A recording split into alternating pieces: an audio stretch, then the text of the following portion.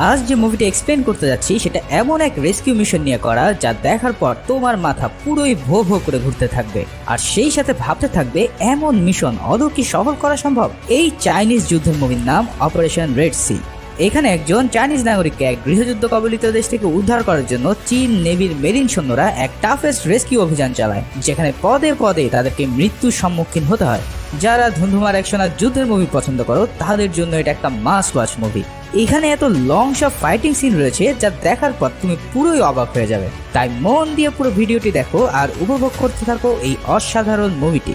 মুভির শুরুতে আমরা একটি চাইনিজ কার্গো শিপ দেখতে পাই, যেখানে কিছু সোমালিয়ান জলদস্যুরা জাহাজটিকে হাইজ্যাক করার চেষ্টা করছে। কিন্তু এর কিছুক্ষণের মধ্যে সেই নাবিক চীনের নেভিদের সাথে কন্ট্যাক্ট করে এবং তাদেরকে পরিস্থিতি সম্বন্ধে বলে। চীনের নেভি সৈন্যরা এই নিউজ শোনার সাথে সাথে তাদের রেস্কিউ করার জন্য সেখানে উপস্থিত হয় আর পরিচালনা করে এক মারাত্মক রেস্কিউ অপারেশন। তিনটি টিমে ডিভাইডেড হয়ে মেরিন আর্মি ফোর্স তাদেরকে ঘিরে ফেলে আর একদল সোজা গিয়ে উপস্থিত হয় মেইন ডেকের দরজায়। অন্য টিম একটি হেলিকপ্টার চড়ে স্নাইপার দিয়ে তাদেরকে টার্গেট করে এবং বাকি টিম ডেকের পিছনের দরজায় এক্সপ্লোসিভ সেট করে অপেক্ষা করতে থাকে অ্যাটাক করার জন্য। এই মেরিন ফোর্সের নাম জিওলাং ইউনিট 1। তাদের এই টিমের প্রধান হলো ক্যাপ্টেন ইয়াং রুই। ক্যাপ্টেন সবাইকে জানায় আমাদের একসাথে ফায়ারিং করে সব পাইরেটদের ডাউন করতে হবে, অন্যথায় যারা হোস্টেজ আছে তাদের বিপদ হতে পারে। এদিকে সেই শিপটি প্রায় সোমালিয়ান বর্ডারের কাছাকাছি চলে আসে। তখন কিছু সেনা সদস্যরা দেখতে পায় এই শিপের যে ফুয়েল ভেসেল রয়েছে সেটা জলদস্যুরা জ্যাম করে দিয়েছে, ফলে এই শিপকে কোনোভাবেই থামানো যাচ্ছে না। এরপর দেখা যায় এই নেভি কমান্ডারদের ক্যাপ্টেন গাও বলছে আমাদের হাতে মাত্র 15 মিনিট সময় আছে, এর মধ্যে পাইরেটদের হত্যা করা এবং শিপ থামানো না গেলে জাহাজটি সোমালিয়ান সীমানায় প্রবেশ করবে, তাই এই সময়ের মধ্যে যা করা তা করতে হবে তোমাদের। এবার আকাশে ওড়া হেলিকপ্টার থেকে স্নাইপার জিয়াও তার টার্গেট ফিক্স করার জন্য কাজ করতে থাকে, কিন্তু এমন উড়ন্ত অবস্থায় এবং উল্টাপাল্টা বাতাসের বেগের কারণে সেটা করা খুব কষ্টসাধ্য ব্যাপার হয়ে পড়ে। এই স্নাইপারের স্পটার ডং লি বলে পারফেক্ট শট নিতে হলে আমাদের 150 মিটারের মধ্যে গিয়ে শট নিতে হবে। জিয়াও এসব কথা শুনে ক্যাপ্টেনকে জানিয়ে দেয় সে নেক্সট 10 সেকেন্ডের মধ্যেই শট নিতে যাচ্ছে। তখনই সব ইউনিট তাদের পজিশন নিয়ে রেডি হয়ে যায় একসাথে ড্রিল করার জন্য। জলদস্যুরা ছিল 5 জন আর হোস্টেজরা ছিল প্রায় 15 জন। এবার টাইম হওয়ার সাথে সাথে প্রথমে স্নাইপার তার নিখুঁত শট নেয়, অপর টিম পিছন দিকের দরজা এক্সপ্লোসিভ অন করে এবং রুই ফ্রন্ট দরজা দিয়ে একত্রে হামলা চালিয়ে মুহূর্তের মধ্যে একসাথে সব পাইরেটদেরকে উড়িয়ে দিতে সক্ষম হয়। কিন্তু এখনো বেশ কয়েকজন পাইরেট শিপের ইঞ্জিনের মধ্যে লুকিয়েছিল। এবার তাদের সাথে টিমের বাকি মেম্বারদের ফাইট হতে থাকে। অনেক গোলাগুলির পর তারা পুরো শিপকে জলদস্যুদের হাত থেকে রক্ষা করতে সক্ষম হয়, কিন্তু এরপরেই তাদের আরও একটি বড় ঝামেলার সামনে আসে। দেখা যায় শিপটি দ্রুত গতিতে সোমালিয়ার দিকে এগিয়ে চলছে, যেভাবেই হোক এটাকে এক্ষুনি থামাতে হবে। এখানে একজন কমান্ডার বুদ্ধি করে ওই শিপে যে হাইড্রোলিক ইঞ্জিন ছিল সেটাতে এক্সপ্লোসিভ সেট করে তা উড়িয়ে দেয় এবং এর ফলে শিপটির টারবাইন বন্ধ হয়ে যায়। এতে করে শিপটিও কিছু দূর গিয়ে থেমে যায়। এরপর দেখা যায় কোন ফাঁক দিয়ে যেন এক জলদস্যু একটি স্পিড বোট নিয়ে পালিয়ে যাচ্ছে। এটা দেখে স্নাইপার জিয়াও বলে ওরে কোনোভাবেই পালাতে দেওয়া যাবে না, আমি ওর পিছনে ধাও করে এই পাইরেটকে ক্যাপচার করছি। এই বলে জিয়াও তার হেলিকপ্টার নিয়ে জলদস্যুকে ধরার জন্য ধাওয়া করে, কিন্তু ধাওয়া করতে করতে সে প্রায় বর্ডারের কাছে চলে আসে। আর এখানে এসে দেখা যায় সোমালিয়া থেকে আরো অনেক পাইরেট স্পিডবোট নিয়ে তাদের দিকে এগিয়ে আসছে অ্যাটাক করার জন্য। নেভি কমান্ডার এটা দেখে তাদেরকে মিশন অ্যাভয়েড করে চলে আসতে বলে, কিন্তু জিয়াও তাকে ধরেই ছাড়বে। অনেকক্ষণ রাশ করার পরে জিয়াও তার স্নাইপারের শটে ওই পাইরেটকে ডাউন করতে সক্ষম হলেও বাকি পাইরেটদের ছোড়া বুলেট এসে জিয়াওকে আঘাত করে তাকে ব্যাপকভাবে আহত করে। পরের সিনে দেখা যায় সবাই অনেক উদ্বিগ্ন জিয়াওয়ের অবস্থা নিয়ে। এখানে ক্যাপ্টেন ইয়াং এসে টিমকে জানায় জিয়াও এখন শঙ্কামুক্ত এবং কিছুদিনের মধ্যেই সুস্থ হয়ে যাবে। কিন্তু আসল ব্যাপার হচ্ছে জিয়াও জীবিত আছে ঠিকই, কিন্তু তার স্পাইনাল নার্ভ মারাত্মকভাবে ড্যামেজ হয়ে গেছে বিধায় সে আর কখনোই স্বাভাবিকভাবে চলাচল করতে পারবে না। এবার মুভির অন্য সিনে একজন চাইনিজ জার্নালিস্ট জিয়ানানকে আমরা দেখতে পাই, যে কিনা ইউআর নামের একটি দেশে অবস্থান করছেন। এখানে তার কাছে একটি লিড আসে যে ডক্টর উইলিয়াম নামের একজন সায়েন্টিস্ট ইয়েলো কেক নামের এক ধরনের ইউরেনিয়াম ম্যাটেরিয়াল নিয়ে এসে একটি ভয়ঙ্কর বোম বানাতে যাচ্ছে, যেটা প্রায় পারমাণবিক বোমার সমান। তার অ্যাসিস্ট্যান্ট আবুর কাছ থেকে এমন লিড পেয়ে সে চলে যায় তার এডিটরের কাছে এই তথ্য পেপারে পাবলিশ করার জন্য, কিন্তু এডিটর সাফ জানিয়ে দেয় যে এই দেশের অবস্থা এমনিতেই ভালো না, ঘরে ঘরে গৃহযুদ্ধ আসন্ন। এমন পরিস্থিতিতে আমরা এই নিউজ পাবলিশ করলে পুরো দেশ আরো ভয়ঙ্কর হয়ে উঠবে, তাই জিয়ানানকে সে চুপ থাকতে বলে। এসব শুনে মেজাজ খারাপ করে জিয়া যখন গাড়িতে উঠতেই যাবে তখনই তা ব্লাস্ট হয়ে যায় আর ভাগ্যক্রমে সে বেঁচে যায়। তার মানে এই নিউজ জেনে যাওয়ার কারণে তার জীবনও এখন হুমকির মধ্যে। মুভি এবার 5 দিন পরের সিনে চলে যায়। এখানে দেখানো হয় যে নেভির বেজে একটি ইমার্জেন্সি মেসেজ এসেছে যে ইউএন নামের দেশটিতে ইতিমধ্যে গৃহযুদ্ধ শুরু হয়ে গেছে এবং সেখানে প্রায় 130 জন চাইনিজ নাগরিক আটকা পড়েছে। এই সাউথ আফ্রিকান দেশে জাকা নামের একটি সংগঠন পুরো দেশকে নরক বানিয়ে রেখেছে এবং সেই দেশে অবস্থিত সকল হাই কমিশনারদেরকে গুম হত্যা করছে। তাই আমাদের দ্রুতই ওই দেশের পোর্টে যেতে হবে এবং ওখানে থাকা এই 130 জন চাইনিজ নাগরিকদেরকে উদ্ধার করতে হবে। আর এই মিশনের দায়িত্ব দেওয়া হয় জিওলাং ইউনিটকে। তাদের কাজ হবে অন্য দেশের যুদ্ধক্ষেত্রে প্রবেশ করে নিজেদের নাগরিককে সুরক্ষিতভাবে এই শিপে নিয়ে আসা। এই সব শুনে ক্যাপ্টেন ইয়াং তার টিমকে রেডি হওয়ার জন্য নির্দেশ দেয়। সবাই তাদের ওয়েপন আর অ্যামিউনিশন রেডি করতে থাকে এবং সেখানে ক্যাপ্টেন বলে আমাদের হাতে আনলিমিটেড এমো থাকবে না, তাই বুঝে শুনে এসব খরচ করতে হবে। এর কিছুক্ষণের মধ্যেই সেখানে তাদের টিমের নতুন স্নাইপার সুন গু হাজির হয়। একে দেখে সবাই বলে, আরে এই রকচটা স্নাইপারকে আবার কে ডেকে আনলো আমাদের টিমে? আসলে সুন ছিল অনেক রাফ অ্যান্ড টাফ একজন স্নাইপার। অল টাইম সে রাশ মোডে অ্যাটাক করতে পছন্দ করে। যাই হোক, সিন পরে শিফট হয় ইউআর দেশের একটি পাওয়ার প্ল্যান্টে। সেখানে আমরা ডক্টর উইলিয়ামকে দেখতে পাই ফোনে কার সাথে যেন কথা বলছে। সে বলে এতদিনে আমাদের ইয়েলো কেক ডেলিভারি হওয়ার কথা, কিন্তু এখনো তা হয়নি। যদি আমি কোনো ঝামেলায় পড়ি তাহলে কিন্তু তোমাদেরকেও একসাথে ডোবাবো।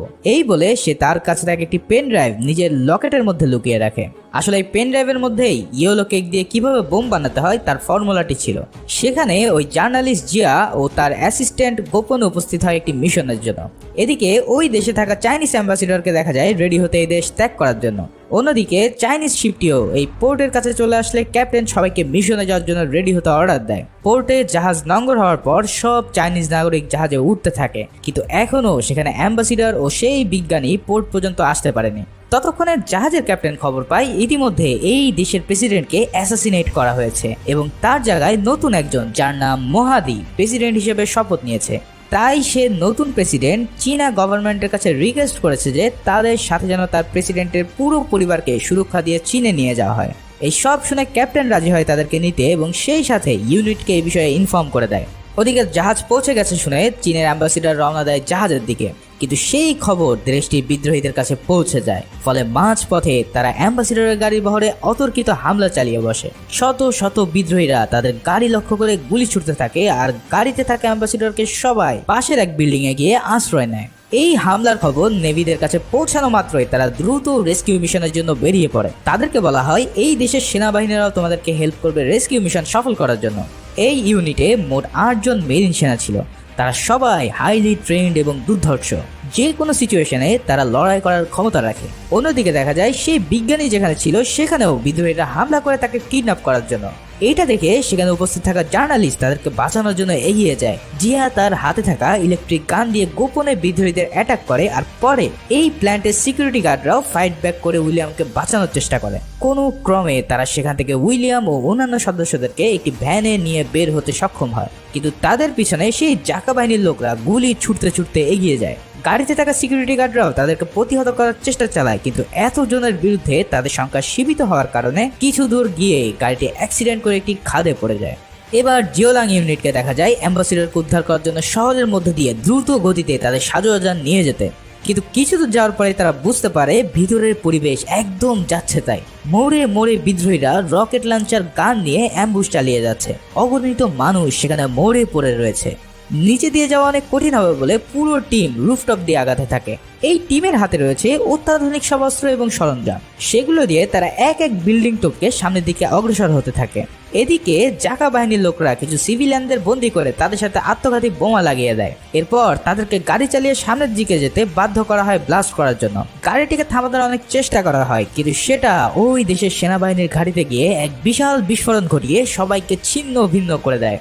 এবার নেভি টিম খোঁজ পেয়ে যায় কোন বিল্ডিং এ তাদের অ্যাম্বাসিডর আটকা পড়ে রয়েছে। তারা ওই বিল্ডিং এ এবার অপারেশন শুরু করে, কিন্তু ততক্ষণে সেখানে জাকার টিমও পৌঁছে যায় এবং খুঁজতে থাকে অ্যাম্বাসিডরকে। নেভি টিম ওত পেতে বসে থাকে জাকার টিমের জন্য। বিদ্রোহীরা এসে এলো পাথরে গুলি ছুড়লে এবার অতর্কিতভাবে নেভি টিম তাদের উপর হামলা করে বসে আর নিমিষেই সবগুলোকে উড়িয়ে দেয়। এরপর তারা সবাইকে রেস্কিউ করে নিচে নামিয়ে নিয়ে আসে গাড়িতে তোলার জন্য, কিন্তু এইখানেও রকেট লঞ্চার দিয়ে তাদেরকে বাধা দেয় বিদ্রোহীরা। ফ্রন্ট লাইনে থাকা সব নেভি মেরিনরাও তাদের অত্যাধুনিক অস্ত্র দিয়ে ফায়ারিং করতে থাকে। কোন দিক থেকে যে গোলাবর্ষণ হচ্ছে এটা বোঝা অনেক কঠিন, কিন্তু অবশেষে অনেক গোলাগুলির পরে সেখানে থাকা সকল বিদ্রোহীদেরকে নেভি টিম মারতে সফল হয় এবং অ্যাম্বাসিডরকে শিপে নিয়ে আসতে পারে। এরপর আবারও উইলিয়াম ও জার্নালিস্টের সিন দেখানো হয়। এখানে দেখা যায় যে তারা মারাত্মকভাবে আহত হয়ে সবাই পড়ে রয়েছে। জিয়ার জ্ঞান ফিরে আসলে সে সবাইকে বাঁচাতে চায়, কিন্তু ততক্ষণে বিদ্রোহী টিম এসে পড়লে তার ফোনটি গাড়ির মধ্যে রেখে পাশের একটি পাথরে গিয়ে লুকিয়ে পড়ে।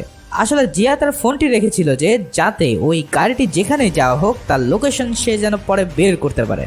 বিদ্রোহী টিম উইলিয়াম সহ কয়েকজনকে নিয়ে গেলে জিয়া অন্য একটি ফোন দিয়ে হেল্পলাইনে কল দেয় এবং বিস্তারিত খুলে বলে। এই নিউজ চলে যায় নেভি বেজে।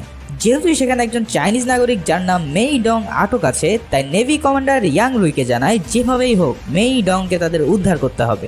এর জন্য এই দেশের সেনাবাহিনীরা আমাদেরকে এয়ার সাপোর্ট দেবে। কিন্তু কিছুক্ষণ পরেই ওই দেশের সেনাবাহিনীরা জানায় তারা কোনো এয়ার সাপোর্ট দিতে পারবে না। তখন নেভি কমান্ডার ইয়াং রুইকে এই মিশন কোনো সাপোর্ট ছাড়াই যাওয়ার জন্য অর্ডার দেয়, কিন্তু তাদের হাতে সময় একদম কম। আজকের দিনের মধ্যেই যে করেই হোক তাদেরকে শিপে ব্যাক করতে হবে। ফলে সবাইকে ইয়াং জানিয়ে দেয় যে এই মিশন হতে যাচ্ছে খুব টাফ একটা মিশন। আমরা জানি না দেশের অভ্যন্তরীণে কি হচ্ছে, কতজন বিদ্রোহী আছে, তাই আমাদেরকে সবার বেস্ট দিয়ে মেই ডংকে জীবিত নিয়ে আসতে হবে। এছাড়া জার্নালিস্ট জিয়া ক্যাপ্টেনকে তাকে সাথে করে নেওয়ার জন্য ফোর্স করতে থাকে।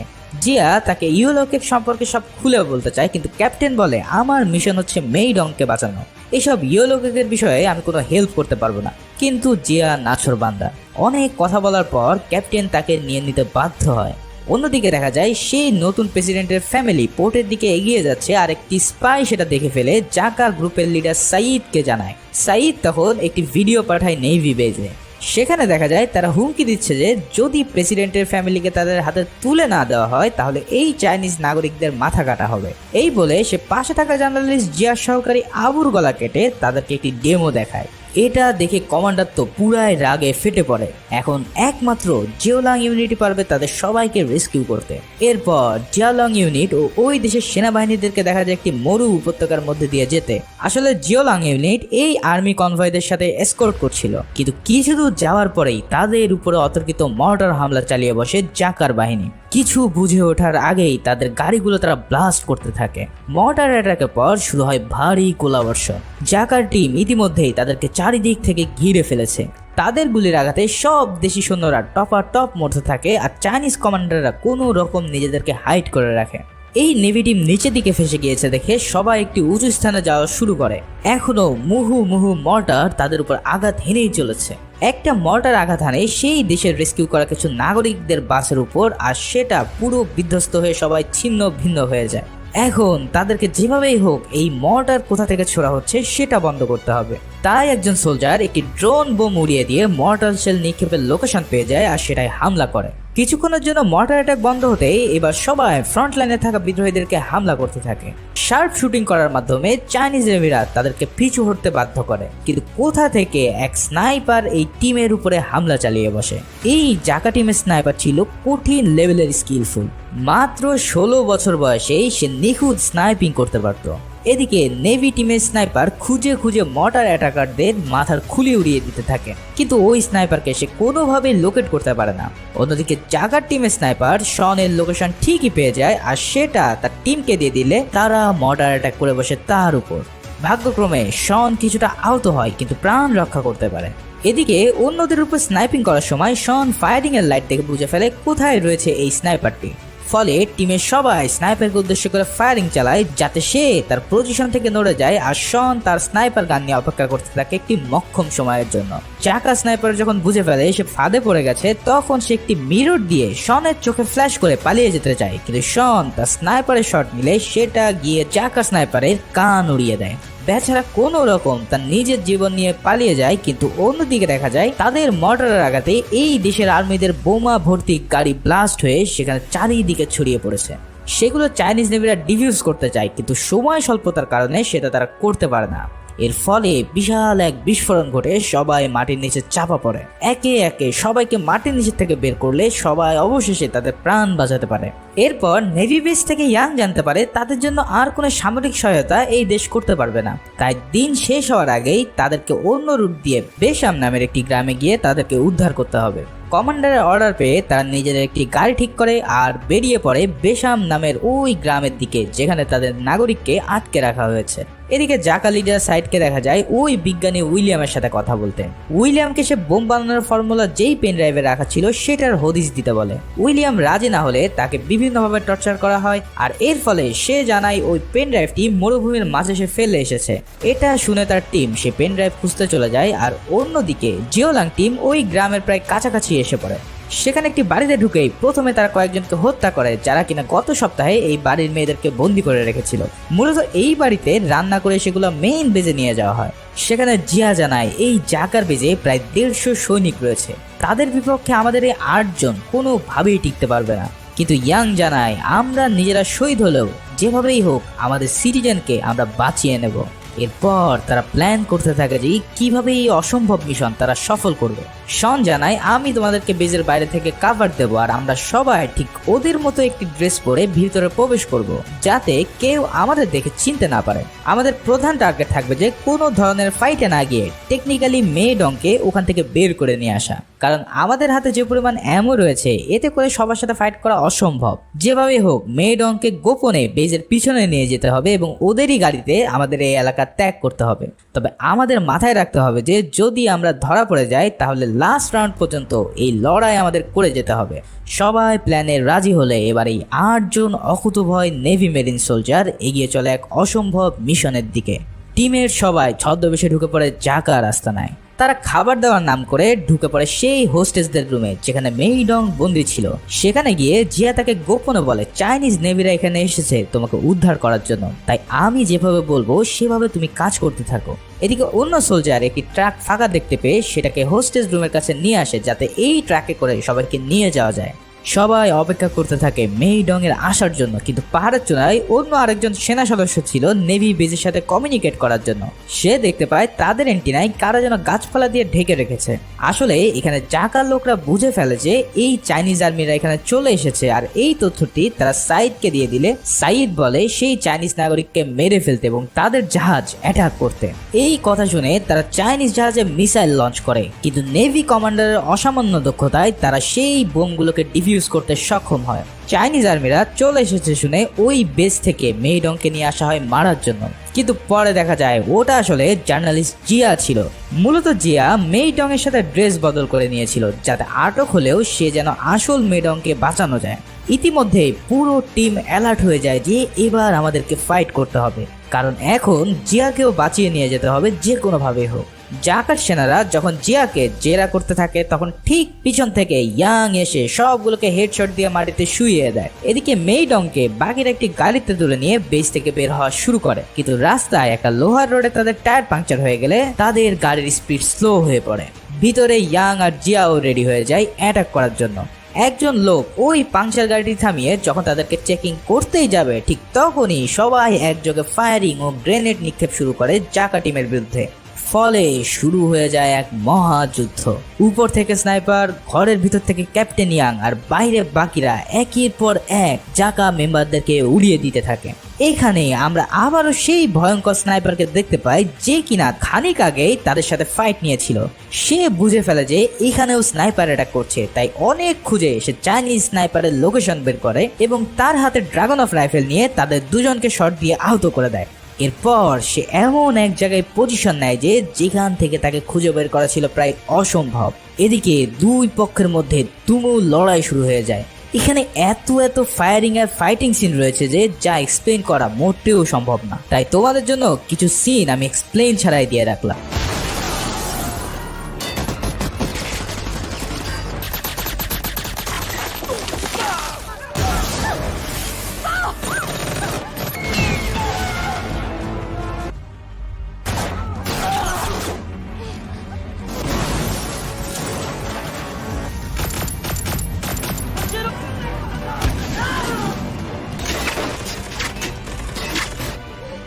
এই নেভি টিমে হেনরি নামে একটা মেয়ে ছিল।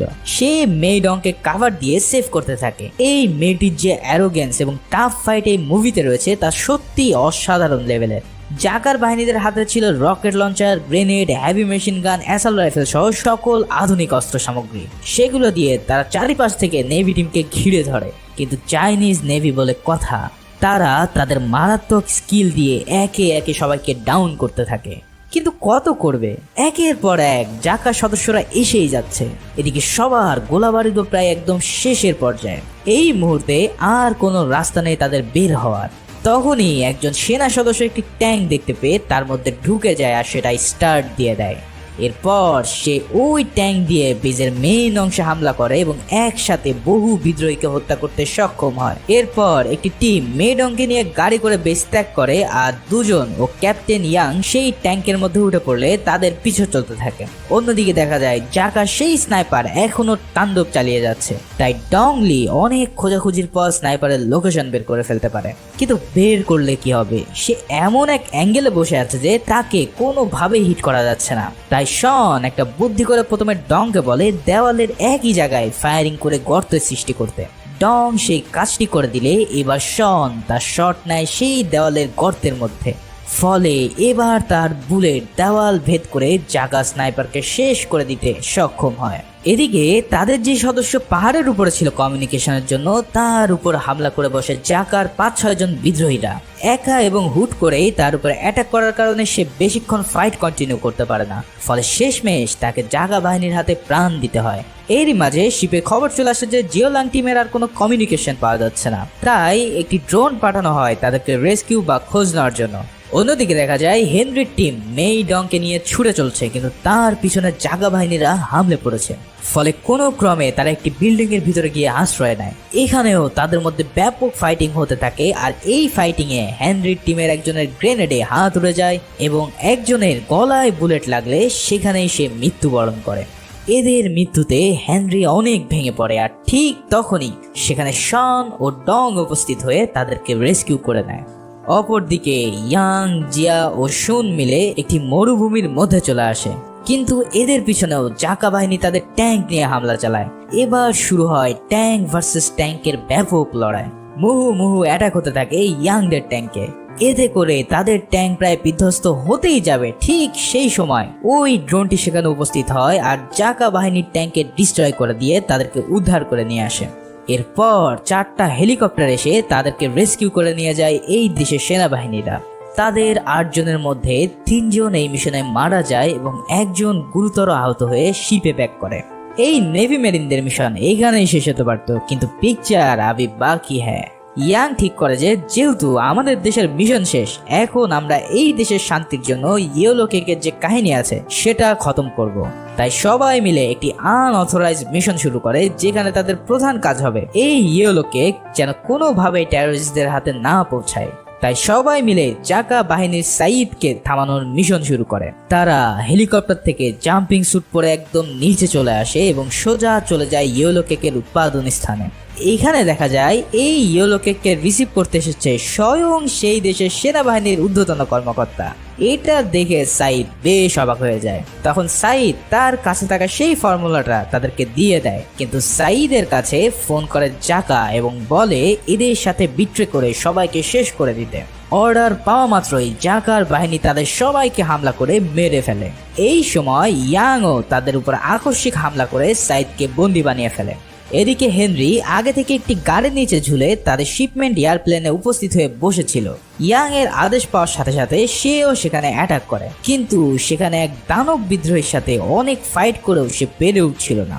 অনেক ফাইটের পর একসময় সে চাইনিজ রেসলিং করে তার ঘাড়ের হাড় ভেঙে ফেলে তাকে মেরে ফেলতে সক্ষম হয়, কিন্তু এরপরে হেনরিকে অন্য আরেকজন বিদ্রোহী হোস্টেস বানিয়ে ফেলে।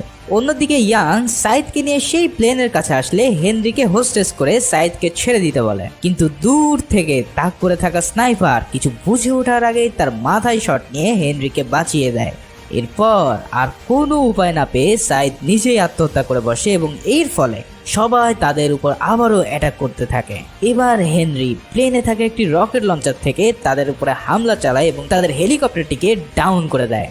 বাকিরা এই সুযোগ বুঝে প্লেনের ভিতরে ঢুকে পড়তে সক্ষম হলে অবশেষে তারা এই হেল থেকে বের হতে সফল হয়। অবশেষে এই নেভি মেরিনদের মিশন শেষ হয় এবং লাস্ট সিনে তাদের সহযোদ্ধাদের গার্ড অফ অনার দেওয়ার মাধ্যমে মুভিটি এখানেই সমাপ্ত হয়। ভিডিওটি ভালো লাগলো না খারাপ লাগলো তা অবশ্যই কমেন্ট করে আমাকে জানিও। আর সেই সাথে যারা এখনো সাবস্ক্রাইব করনি তারা প্লিজ সাবস্ক্রাইবটা করে দিও। সবাই ভালো থাকো, সুস্থ থাকো, ধন্যবাদ।